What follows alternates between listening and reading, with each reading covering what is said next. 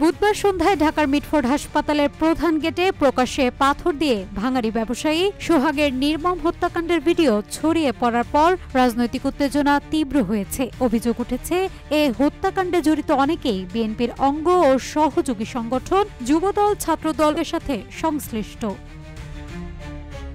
এরপরই বিএনপির নেতা মির্জা ফখরুল ইসলাম আলমগীর ও সিনিয়র যুগ্ম মহাসচিব রুহুল কবির রিজভী কর্তৃক জিরো টলারেন্স ঘোষণা আসে, যাতে বলা হয়েছে দলের কোনো নেতাকর্মী অপরাধে জড়িত থাকলে তার রাজনৈতিক পরিচয় বিবেচ্য হবে না, তার বিরুদ্ধে ব্যবস্থা নেওয়া হবে। পরিস্থিতির সঙ্গে সরাসরি সম্পর্কিত 5 জনকে যুবদল ছাত্রদল দল থেকে অবিলম্বে বহিষ্কার করা হয়েছে। এমন অবস্থায় প্রশ্ন উঠছে, বহিষ্কার করে দলের নেতাকর্মীদের নিয়ন্ত্রণ করতে পারবে কি বিএনপি?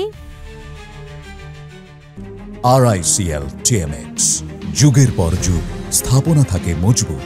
অপরদিকে পুলিশ অভিযুক্তদের গ্রেফতার করেছে, তবে এখনো মূল অভিযুক্তদের সন্ধান মেলেনি। এই বিষয়টি নিয়েও সংশ্লিষ্ট সংগঠনগুলো প্রশ্ন তুলছে। মরদেহ উদ্ধারের ভিডিও সামাজিক যোগাযোগ মাধ্যমে ভাইরাল হওয়ার 6 ঘন্টার মধ্যে সামাজিক ও শিক্ষা প্রতিষ্ঠান থেকে প্রতিবাদ শুরু হয়। ভাষণ থেকে মামলায় অবহেলা, সবকিছু ঘিরে রাজনীতি গরম হয়ে ওঠে।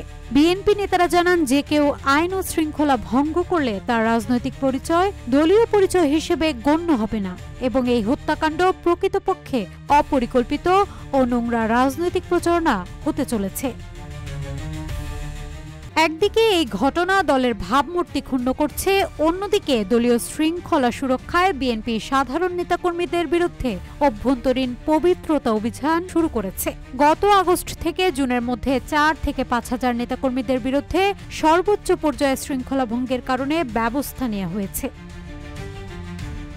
সারা দেশে রাজনৈতিক সহিংসতা ছড়িয়ে পড়া এবং নিজস্ব সংগঠনগুলোর সংঘর্ষে শতাধিক হতাহতের ঘটনা দেশের সামগ্রিক নিরাপত্তা পরিস্থিতিকে প্রশ্নবিদ্ধ করেছে।